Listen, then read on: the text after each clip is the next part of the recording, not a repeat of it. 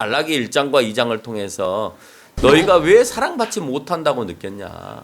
왜 야단 맞는다고만 느꼈냐? 그것은 너희의 잘못을 모르는 어리석은 표현인 것에 대하여서 오늘 말라기서는 얘기하고 있는 겁니다. 그러면 적어도 그 아픈 이유에 대해서 너희가 좀 알아야 되지 않겠니? 내가 왜 지금 이 상황 가운데 있을 수밖에 없는지를 좀 알아야 되지 않겠니? 라고 얘기를 하는 겁니다.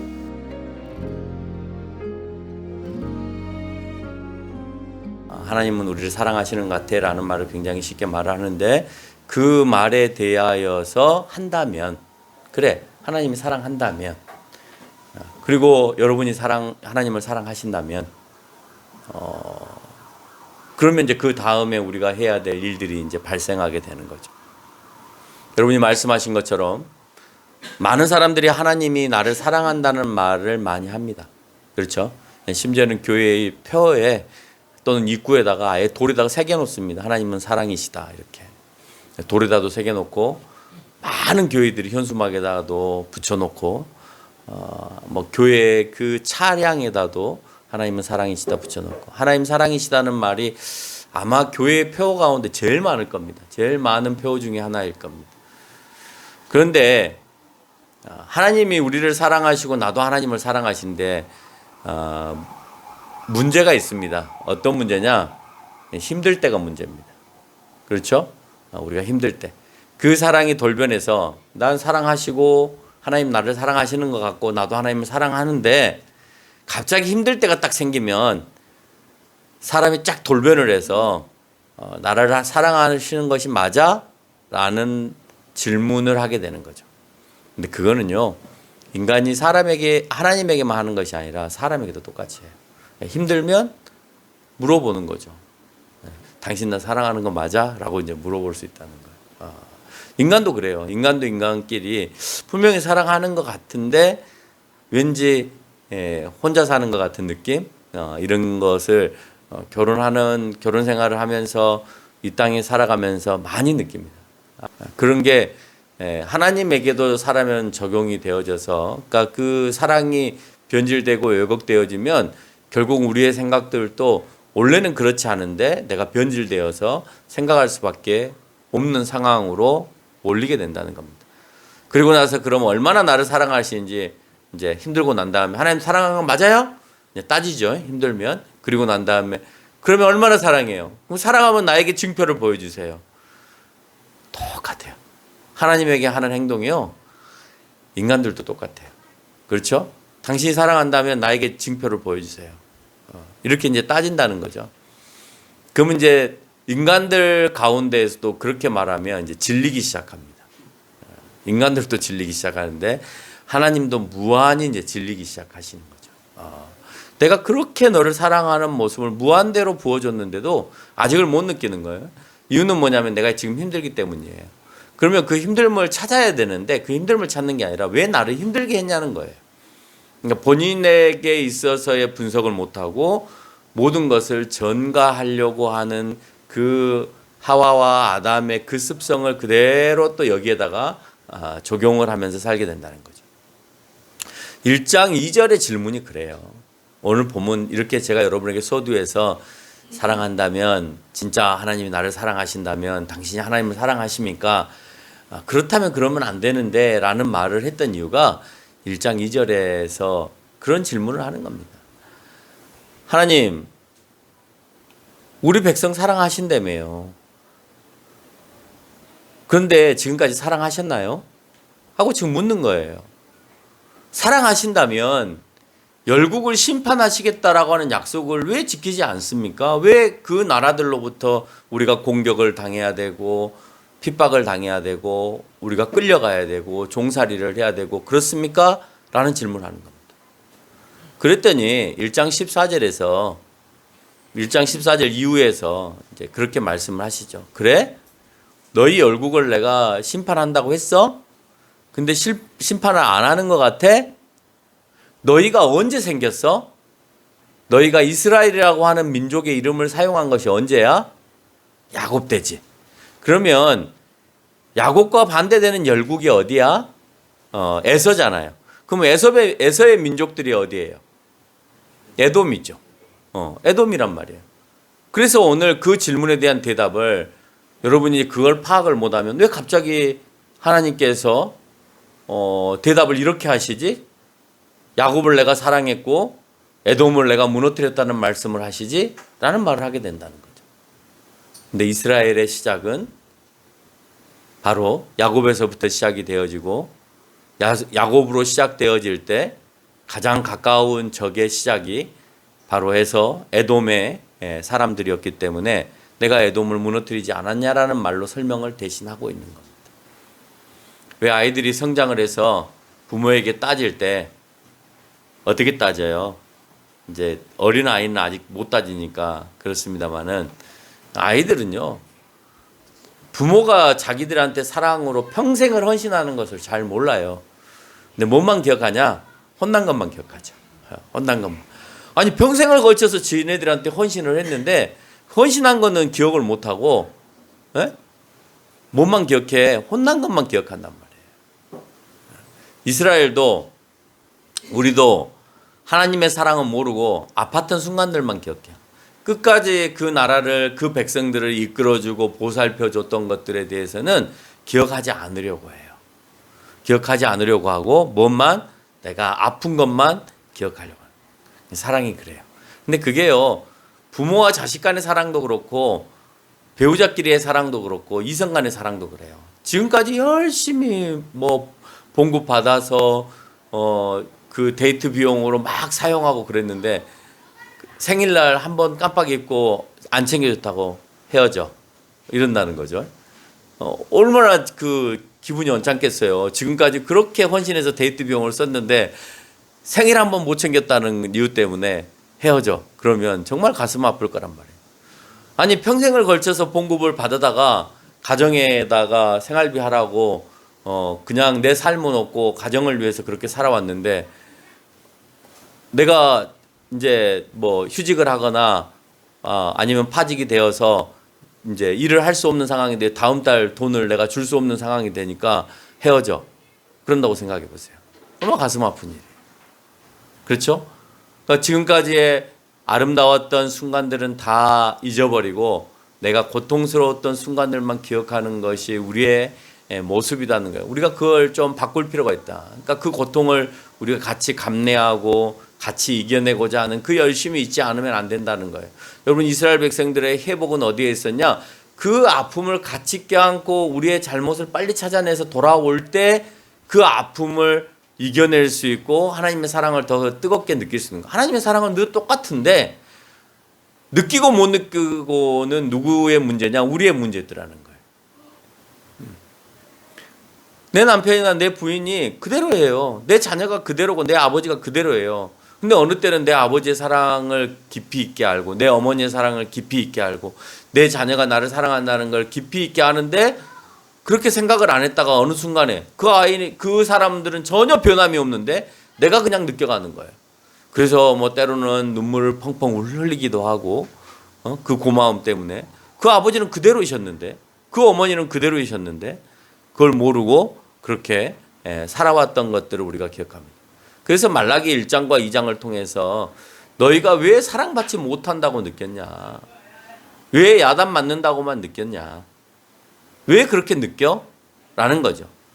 그것은 너희의 잘못을 모르는 어리석은 표현인 것에 대하여서 오늘 말라기서는 얘기하고 있는 겁니다. 그렇다면 너희가 그렇게 야단을 맞고 고난 가운데 있으니까 나한테 그렇게 하는 것 같은데 그러면 적어도 그 아픈 이유에 대해서 너희가 좀 알아야 되지 않겠니? 너희가 지금 왜 아플 수밖에 없는지, 왜 야단 맞을 수밖에 없는지, 내가 왜 지금 이 상황 가운데 있을 수밖에 없는지를 좀 알아야 되지 않겠니? 라고 얘기를 하는 겁니다. 우리는 흔히 그렇게 살면 나도 인정이 안 되는데 하나님께서 용서할 수 있겠어? 라는 것들이 있죠. 뭐 예를 들면 또 그런 거 있잖아요. 아우 저 장로님 천국에 가시면 나는 안 간다. 그 말은 인정 못 하겠다는 거죠. 저 사람의 저 삶을 내가 인정하지 않겠다는 거잖아요. 그러니까 마찬가지로 우리가 흔히 그렇게 살면 나도 인정이 안 되는데 하나님이 너 그렇게 사는데 너는 그리스도인이라고 그래? 근데 나는 너를 인정하지 못하겠어. 사람이 나도 너를 인정하지 못하는데 하나님께서 너를 인정하실 수 있겠어? 이렇게 표현할 때가 있어요, 없어요? 있잖아요. 예. 왜 우리 흔히 그렇잖아요. 너 그리스도인인데 너가 그리스도인이야? 그리스도인이 그렇게 살아? 라고 말할 때가 참 많단 말이에요. 그 말은 뭐냐면 나한테도 인정 못 받는데 네가 하나님 앞에 가서 인정받을 수 있겠냐라는 말인 거죠. 하나님께서 인정하실 수 있겠어 하는 말이 그 안에 담겨 있는 거예요. 그 말을 1장 8절 하반절에서 이렇게 표현하고 있어요. 악한 것을 나에게 주었는데 너희 총독에게 드려봐라. 그가 기뻐하겠냐? 너가 왜 야단을 맞아? 나한테 기쁜 것으로 주지 않았다는 거예요. 근데 그 기쁜 것으로 주지 않은 것에 대하여서 나한테 말고 너희가 세상을 살아가는 너희 총독에게, 너희 지휘관에게, 너를 지도해 주는 지도자에게 그것을 줘봐라. 그러면 그 지도자가 기뻐하겠느냐라는 거예요. 입장을 한번 바꿔서 해보라는 거죠. 사람에게, 내가 가까운 사람에게 뭔가를 잘 보이기 위해서 드리는 것도 최선과 좋은 것으로 준비해서 갖다 드립니다. 근데 하나님께는 대충 아무렇게나 그렇게 했던 모습들을 오늘 하나님께서는 지적하는 거예요. 여러분 혹시 하나님 앞에 대충 아무렇게나 하지 않으세요? 대충 아무렇게나 했을 때 여러분은 하나님의 사랑을 전혀 느끼지 못하고 살아갈 수밖에 없는 거예요. 하나님 계셔? 하나님 사랑을 느끼지 못하는 순간에 그분의 존재조차도 이제 인정이 안 되는 거예요. 여러분 모두가 다 마찬가지입니다. 사랑의 관계가 끊어지는 순간에 그 사람과의 존재 자체가 끊어지기 시작하는 거예요. 그러니까 그 존재가 끊어지기 때문에 결국은 연을 끊는 거죠. 그래서 같이 살지 않는 거예요. 마지막은 거기까지 가는 거예요. 그렇게 되는 이유가 뭐냐면 그 사랑을 전혀 느끼지 못하기 때문에 그럴 바에는 우리가 꼭 그렇게 살 필요가 뭐 있어가 되는 거죠. 사람인 총독도 좋지 않은 것을 주었을 때 괘씸하게 생각하죠. 차라리 안 줬으면 더 좋았을 뻔했을 수도 있어요. 우리가 사람에게도 그렇게 할 수 없는데 하물며 하나님께 할 수 있느냐라고 묻는 겁니다. 그 악한 것들이 도대체 뭐냐 하는 것들을 이제 설명하는 겁니다. 너희가 사랑한다면 첫 번째 하나님께 아무 것이나 드려서는 안 된다는 거예요. 뭘 해서는 안 된다고요? 아무거나 드려서는 안 된다라는 거예요. 근데 그 아무거나 드려서는 안 된다라고 하는 것은 물질적인 것도 내포하지만 여러분의 마음적인 것들도 함께 내포하고 있다는 거예요. 그래서 아무거나 드리지 않았으면 좋겠다라는 그 내용에 그 악한 것이라고 표현하는 그 악한 것들을 1장 8절과 13절에서 하나님께 드림을 부족하게 드리는 것들에 대한 열거들을 하고 있어요. 눈먼 것을 드렸고 병든 것을 드렸고 훔친 것을 드렸고 저는 것을 드렸어요. 그 두 절의 요절 가운데에서 이런 재물이라고 그것을 재물이라고 드렸을 때 내가 받겠냐? 너가 그걸 가지고 총독에게 갖고 가면 총독이 그걸 받겠냐? 대려 기분 나빠하지 않겠냐? 근데 하물며 하나님이 안 보이신다고 생각하고 그걸 드렸다는 것은 네가 나를 인정하지 않고 있다는 거다.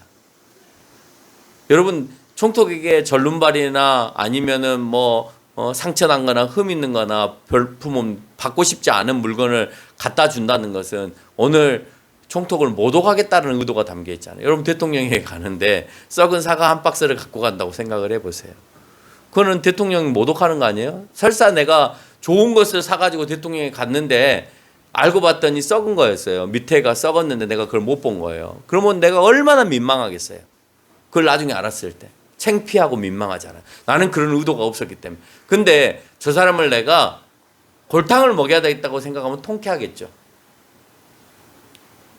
그러면 너희가 하나님 앞에 그렇게 드리고도 민망함이 없다면, 정말 진실되게 하나님께 드리지 아니하고 대충 드렸다면, 그래서 내가 민망함이 없다면 그것은 그러면 하나님을 어떻게 하기 위해서 드린 거예요? 하나님 어떻게 하기 위해서? 골탕 먹이기 위해서 드린 거예요. 나쁜 말로 하면 하나님 뭐 드세요라고 하고 드리는 거예요. 그렇잖아요.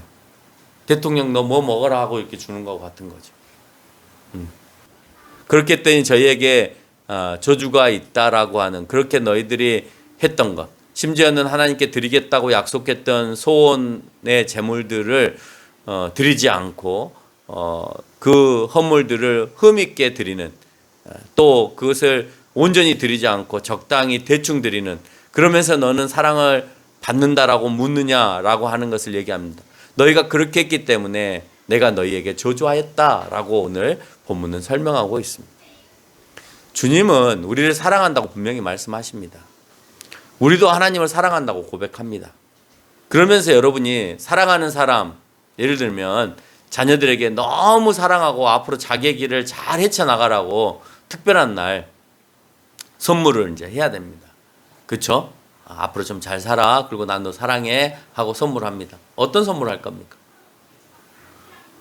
자녀가 잘 되기 위해서 잘 돼야 되니까. 그렇죠? 그리고 본인도 잘 되고 싶으니까. 오늘 특별한 날이니까. 그래, 네가 잘 되기 위해서는 이것이 필요할 거야 하고 문제집 10권과 참고서 10권을 선물하면 기분이 좋아요? 잘 되라고 준 거잖아요. 정말 좋은 의도로 선물을 했는데 기분이 좋아요? 나빠요? 예? 나쁘잖아요. 그러니까 우리가 생각할 때 하나님 앞에 드리는 것을 내가 생각해서 하나님께 드리는 것은 옳지 않아요. 하나님께 어떻게 했을 때 하나님이 가장 좋아하실까를 먼저 생각해야 돼. 내가 막 계산하는 분들이 있어요. 하나님께 드림에 있어서 내가 막 스스로 막 계산을 해서 그 계산 안에서 하나님을 막 움직이는 사람들이 있어요. 근데 그건 받고도 하나님이 기분이 나쁘다는 거예요. 그걸 생일 선물로 받은 아이는 그 다음 생일부터는 생일이 돌아올 때마다 트라우마를 일으킬 거예요. 또 문제집 20권이 오지 않을까 하는 트라우마가 생기는 거죠. 그래서 이제는 생일에 대한 기대감이 없어져 버리는 거예요. 오늘 하나님이 여러분에게 무슨 헌물을 가져왔을 때 기대감이 없는 거예요. 예배를 드리러 오는데 그 드리러 오는 모습에 대해서 하나님은 전혀 여러분에 대한 기대감이 없다고 생각을 해보세요. 그래, 그 사람은 와봐야 예배도 진정하게 드리지 않고 최선을 다해서 드리지 않고 마음을 다해서 드리지 않고 대충 있다가 가고 그럴 거야 라고 하나님이 생각하신다고 해보세요. 전혀 기대하지 않는 여러분이라고 생각하면 여러분 역시 하나님 앞에 아무것도 기대할 수 없는 거예요. 두 번째, 하나님께 행한 일들을 아무렇게나 대충 하지 말라는 겁니다. 하나님께 드리는 것도 대충 하지 말아야 되는데 행하는 일들 역시도 아무렇게나 대충 하지 말라는 거예요. 내가 인사해야 할 사람이 있다고 했을 때 상대가 기분이 나쁠 것 같으면 하나님 역시도 대노하신다는 거죠. 그 대노하신 이야기가 말라기 1장과 2장에서 쭉 얘기를 하고 있는 겁니다. 오늘 말라기 1장과 2장의 전체적인 내용을 여러분하고 같이 이제 말씀을 나누고 있는 겁니다. 오늘 사랑스럽지 못한 하나님 앞에 사랑스럽지 못한 행동을 했을 때 나한테 은혜를 구했으면 그러면 내가 너희가 그렇게 은혜를 구하는 그 기도를 내가 받겠냐라고 하는 거예요. 우리는 여기서 하나님께서 사랑이 없는 것처럼 느껴질 수밖에 없죠. 왜? 내가 열심히 구했는데 하나님 응답이 없어요. 그러면 나는 어떻게 느껴지냐? 하나님은 사랑하지 않으신가 봐. 나를. 처음에는 여러분 하나님 사랑하십니까? 라고 물어보니까 네라고 대답했는데 점점 내려가 보니까 하나님 왠지 나를 사랑하지 않으신 것처럼 느껴지기 시작하는 거죠. 근데 느껴지는 걸로만 끝나는 것이 아니라 하나님의 사랑을 느끼지 못하는 순간 하나님하고 멀어지는 거예요. 부모하고 자녀하고도 사랑의 관계가 끊어지잖아요. 그러면 부모하고도 멀어져요. 자녀들도. 참 그렇습니다. 그 원리가 같아요. 점점점 하나님에게서 멀어지는 일들이 생기고 그렇게 되면 하나님을 이제 부인하기 시작하죠. 인정하지 않는 삶으로 가게 된다는 거예요. 기도의 응답을 받을 수 없는 사람은 하나님께 향한 잘못된 사랑의 표현이거나 사랑함이 떠났기 때문에 그렇다는 겁니다. 이 기도의 응답도 없는 상태를 이렇게 기도를 했는데 기도의 응답이 없는 상태를 2장 2절에서 뭐라고 말하고 있냐? 내가 그 복을 저주하겠다라는 말로 표현하고 있어요. 내가 너한테 줘야 될 복이 있는데 내가 그 복을 저주해버려. 그럼 응답이 없는 거죠. 주고자 하는 복에 대한 저주가 일어나는데 어떻게 응답이 있겠어요? 응답이 없으니까 하나님이 안 계시는 것처럼 느껴지고 하나님이 안 계신다고 생각이 되어지니까 믿고 싶어 안 믿고 싶어? 안 믿고 싶어. 안 믿고 싶은데 내가 오늘 교회에 나왔어. 그럼 예배를 드리고 싶어 안 드리고 싶어? 안 드리고 싶죠. 그 말은 뭐냐면 내가 하나님 앞에 똑바로 안 서 있다는 거. 하나님을 내가 진실되게 믿고 있지 않다라는 말에 대한 반증이 되는 거예요. 이해가 되죠? 네. 그래서 하나님의 진노는 거룩하신 하나님의 의로움을 깨닫고 언약에서 멀어질 때 멸시와 천대를 당한다고 말씀을 하고 있어요. 2장 8절로 9절에서. 하나님 왜 우리에게 진노를 하시고 응답을 안 하시냐? 하나님의 거룩하신 그 위에서 떠났기 때문이다. 너희가 그 언약을 깨트렸기 때문이다. 그 의롭지 못하다라고 하는 것은 약속을 깨트리는 거예요. 정의롭지 못하다라고 하는 건 사회가 가지고 있는 그 법을 깨트렸기 때문에 정의롭지 못한 거예요. 그렇죠. 정의, 사회, 구현 이런 말들은 무슨 말이냐? 법을 잘 지키는 사회가 되게 하겠다 이런 말이에요. 그렇죠? 그래서 그건 반드시 경찰서 앞에 붙어 있는 거예요. 법원 앞에 붙어 있거나. 정의라는 말을 제일 많이 사용하는 게 법에 관련된 사람들이죠. 법원에 가도 그 단어가 쓰여져 있고, 검찰청에 가도 그 단어가 쓰여져 있고, 경찰청에 가도 그 단어가 쓰여져 있어요. 항상 정의라는 단어는 그 법을 집행하는 사람들인데, 그 법을 집행하는 사람들의 공통점은 또 뭐냐? 그것을 준수하게 만들겠다는 거예요. 준수하지 않은 사람은 어떻게 하겠냐? 처벌하겠다는 거죠. 심판하겠다. 저주하겠다. 이 말이잖아요. 그렇죠? 하나님께서 그건 이미 성경적인 원리라는 거예요. 세상의 원리가 아니라 성경적인 원리. 네가 나하고 약속을 깨트렸어. 법을 나하고 내가 너한테 정해 놓은 그 법을 깨트려? 그러면 너 역시도 멸시와 천대를 당할 수밖에 없다라는 거예요. 최근에 제가 한산이라는 영화를 가서 이제 시청을 했습니다. 한산이 영화를 통해서 하나를 얻었어요. 하나를. 그 영화를 보면서 딱 하나 얻었어요. 아, 정말 얻을 게 있구나. 하나를 얻었습니다. 영화를 보고 나오는데 많은 사람들이 와, 스케일이 대단하다. 그 배우 연기력이 정말 탁월하네. 이런 말들을 참 많이 하면서 나오더라고요. 근데 나는 스케일이 크고 배우의 연기력이 좋고가 중요한 게 아니라 거기에서 뭘 느꼈냐면 감독이 전하고자 하는 메시지 하나가 있구나라는 것을 느꼈어요. 한산 누구나 다 알고 있고 이순신 장군이 승리했던 전쟁이라는 건 누구나 다 알고 있어요. 그거 가르쳐 주려고 그 영화를 만들지는 않았다는 거예요. 그렇잖아요. 그거는 우리가 이미 다 알고 있으니까. 그거는 영화를 안 봐도 알아. 그렇죠? 영화를 안 봐도 이순신 장군이 왜군을 이긴다는 것을 누구나 다 아는 거예요. 근데 그 안에서 승리하고 지고의 문제가 아니라 감독이 전하고자 하는 이 시대의 메시지가 있다는 거예요.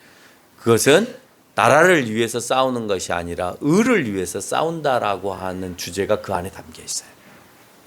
그러니까 이순신은요, 조선을 위해서 싸운 게 아니에요. 그 영화 속에서. 뭘 위해서 싸웠냐? 의를 위해서. 그러면 그 의는 무엇에 맞선 의냐? 그거는 악한 일본의 행위에 대해서 맞선 행위예요. 만약에 조선이 악한 행위를 했으면 악한 행위를 요구해서 일본에 쳐들어가서 일본 사람들을 멸망시켜라라는 의도를 받았으면 그러면 적어도 그 주제를 가지고 다시 이순신이 살아 돌아오거나 아니면 영화를 만든다고 했을 때에는 이순신은 안 간다고 해야 맞는 거죠. 그거는 의롭지 않기 때문에. 그렇죠? 그러니까 무고한 생명을 죽여야 되는 것은 의롭지 않은 거예요. 근데 무고한 생명을 죽이기 위해서 오는 악한 행위에 대해서는 내가 어떻게 쓰는지 막아야 된다라고 하는 거예요. 그래서 조선 땅을 지키는 명분이 전쟁을 방어하는 것이 아니라 악함을 이기는 것이다라는 말을 하는데 그 말을 누구한테 하냐면요. 일본 장수 한 명, 이제 일본 장수와 그 첩자들이 잡혀요. 잡혀가지고 감옥에 이제 갇히게 됩니다. 스파이죠. 갇히게 됩니다. 갇히게 되는데 그 사람이 죽기 전 그 이순신 장군에게 막 아우성을 치고 막 죽여라, 막 나를 죽여라, 막 이러면서 아우성을 쳐요, 깜빵에서. 근데 그 병졸들이 죽이려고 칼을 착 뺍니다. 예? 아니 장군한테 그렇게 대드니까. 근데 이순신이 그런 말을 하죠. 쟤는 특별한 다른 이유가 있어서 잡힌 것이니까 죽이지 말아라, 딱 그런다고. 그리고 난 다음에 이제 이순신 앞에 그 사람이 딱 섰습니다. 일본 장수가. 일본 장수가 섰는데 그 일본 장수가 이순신에게 질문을 던집니다. 당신은 이 싸움을 왜 하냐고 묻습니다.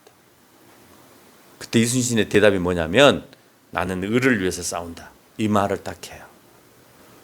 그러니까 그 사람이 하는 말이 뭐냐? 나도 당신의 의를 위해서 보태겠다 그래요. 나도 당신의 싸움에 동참하겠다. 그걸 어떻게 느꼈냐면 전쟁을 치르는데 자기 외장은 자기가 살기 위해서 자기의 부하의 배들을 포기하고 도망가는데 그 사람은 총탄이 날리는 그곳에서 자기 부하를 건져내기 위해서 자기가 그 위험을 무릅쓰고 활시를 당겨서 적장을 쏴더라는 거예요. 자기한테 싸는 것, 적장이 자기한테 싸는 것도 아니고 자기의 부하가 열심히 싸우고 있는데 그를 향해서 쏘려고 하는 것을 이순신이 자기 목숨을 걸고 자기 부하를 건져내는 걸 자기가 봤다는 거예요. 그래서 나는 당신의 그 품격에 동의하면서 이 의에 동참하겠다라고 표현을 합니다. 그래서 이 첩자는요, 이 조선의 싸움에 동참을 하게 되어지는데 그 싸움에 동참할 때 이제 의병장이 그렇습니다. 야, 그 옷이나 갈아입고 해라 이럽니다. 그러니까 일본 옷을 입고 싸우고 있잖아요. 그러면 조선 사람들이 헷갈려서 이 사람들 죽여버릴 수 있잖아요. 근데 지금 싸우는 것은 일본과 조선의 싸움이라고 생각하지 않는다는 거예요. 그래서 그 사람은 옷을 안 바꿔 입어요.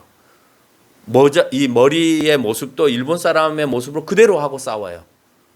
이유는 뭐냐? 나는 일본 사람하고 싸우는 게 아니라 악하고 싸우는 거죠. 그래서 끝까지 일본 사람의 옷을 입고 일본의 그 헤어스타일을 하고 그렇게 조선 사람의 입장에서 싸우게 되어진다는 거예요. 그러니까 일본에 동참하지 않고 조선에도 동참하지 않고 어디에 동참한 거예요? 의에 동참한 거예요. 그걸 오늘 영화가 얘기를 해주고 싶어 하더라고요. 그러니까 사실 거기서 주인공은 이순신이 아니고요. 그 일본 사람인 거예요. 오늘 함께 본 말라기서는 하나님께서 원하시는 의를 실현해야 하는데 그렇지 않았다는 거예요. 이방 여인과의 혼인을 통해서 이방의 신들이 들어오게 되고 그래서 의롭지 못한 그런 행위들을 너희가 했다는 거죠.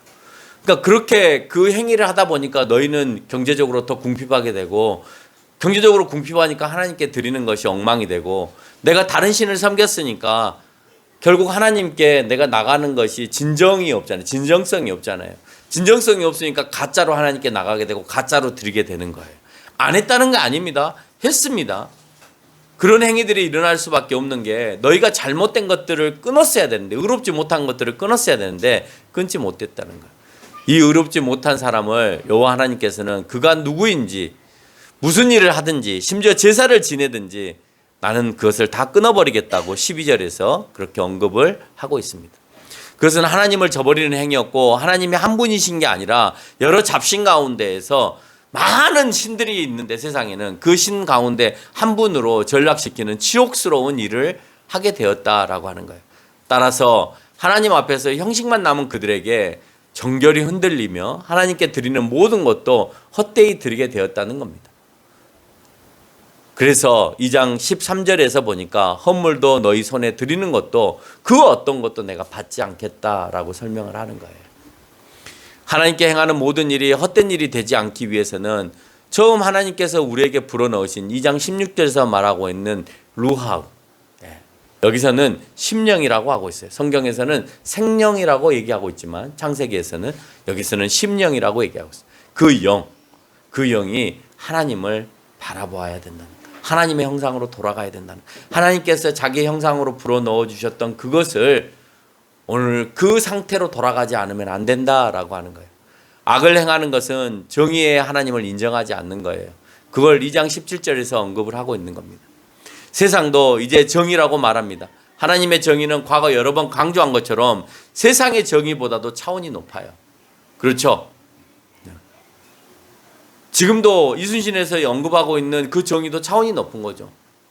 대한민국 군인은 대한민국을 위해서 싸우는 거지만 대한민국을 위해서 싸우는 것은 차원이 낮은 거예요. 더 높은 차원은 정의를 위해서 싸워야 되는 거예요. 국가가 악한 것을 얘기했을 때 광주 사태와 같은 것을 주동하기 위해서 너희 광주 사람들 다 죽여야 할 때 아니요 라고 말할 수 있어요. 군인은 명령에 의해서 따라가야 되지만 아닌 상황에 대해서는 그것까지도 거부할 수 있어야 되는데 다 모두가 세뇌가 되었기 때문에 국가의 명령에 따라서 의롭지 못한 것에 대해서도 내가 대답해 버릴 수 있다라고 하는 겁니다. 그러면 잘못된 것이죠. 그래서 세상도 정의를 찾습니다. 세상에서 말하는 정의도 국가보다 더 높기에 러시아가 벌인 전쟁에 있어서 자국민들도 자국의 푸틴을 대상으로 해서 정의롭지 못하다고 일부 사람들이 시위를 하고 있는 거예요. 정의롭지 못하다. 자국민이니까 우리 푸틴이 잘한다 해야 될 거 아니에요. 그렇죠? 푸틴이 하는 걸 적극적으로 국민들이 지지를 해야 되잖아요. 그런데 일부 의식 있는 사람은 그게 정의롭지 못하기 때문에 아무리 우리 국가가 하는 일이라 할지라도 아니다라고 시위를 하고 있다는 거예요. 우리나라가 다른 나라에게 잘못된 행위를 하고 있다면 그것에 대해서 시위를 할 수 있어야 된다라고 하는 겁니다. 러시아 국민이라 할지라도 소수는 정의롭지 못한 전쟁을 용납하지 않고 있다라는 모습을 통해서 볼 때 그게 아무리 자국의 이익이라 할지라도 정의롭지 않을 것에 대해서는 정의롭지 않다라고 얘기를 해야 되고, 아무리 내가 세상에서 여러 가지 이익을 얻는다 하더라도 하나님 앞에서 정의롭지 못하고 옳지 못한다고 했을 때 내가 그것이 아니다라고 얘기를 할 수 있어야 된다는 결론을 맺겠습니다. 우리는 하나님께 거룩한 심령으로 예배와 시간과 물질을 드리는 것이 아니라 부패한 심령으로 드림으로써 하나님과 사랑이 끝났어야 맞는 거죠. 그렇게 드렸기 때문에 이미 하나님과의 사랑이 끝났어야 맞는 겁니다. 세상에서 누군가와 그런 사랑을 했다면 그 사랑은 골백 번도 더 헤어져야 되는 그런 사랑이었을 거예요. 그러나 하나님께서는 우리를 사랑하시기에 아직도 내 곁에서 기다리고 계시는 거예요. 그것만으로도 하나님은 우리를 사랑하신다라고 말할 수 있는 거죠. 떠나지 않으신다는 거예요. 끝까지 옆에 계신다는 거예요. 야단을 칠지언정 옆에 계시는 거예요. 부모가 그렇잖아요. 자녀가 정말 미운 짓을 하고 정말 자녀하고 다투고 싸운다 하더라도 옆에 계시잖아요. 그리고 또 용서를 구하거나 잘못을 구하면 그냥 받아들이는 것이 그게 부모의 모습이라는 거예요. 물론 그렇지 않은 부모들도 있긴 합니다만은 대부분의 부모들은 그렇지 않다는 거예요. 그런데 하나님은 그러시다는 거예요. 항상 너희가 어떤 모습으로 살았든지 간에 네가 돌아오기만 하면 나는 너를 얼마든지 맞이할 수 있는 준비가 되어 있다라는 것을 사랑으로 보여주고 계시다라는 거예요. 나를 얼레기도 하고 하나님이 나를 달래기도 하시고 또 공의로우셔야 되니까 잘못한 것에 대해서 큰 소리도 치시면서 끝까지 우리 곁에 계시는 것이다는 겁니다. 그것이 하나님께서 우리에게 행하신 조건 없는 무조건적인 사랑이라는 사실을 기억하면서 하나님을 온전히 바라보시고 의로운 삶을 살아가시는 저와 여러분이 되시기를 주님의 이름으로 축원합니다.